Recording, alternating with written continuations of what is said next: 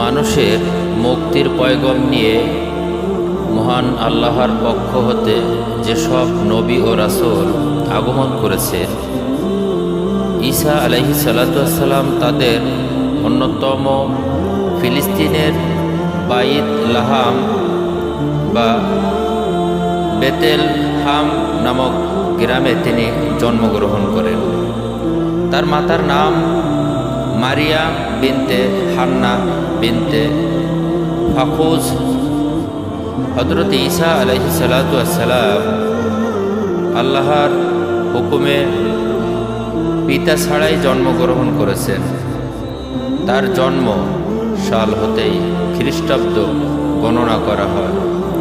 পবিত্র কোরআনে তাকে মাসিহ ইবনে মারিয়াম, কালিমাতুল্লাহ ও রুহুল্লাহ ইত্যাদি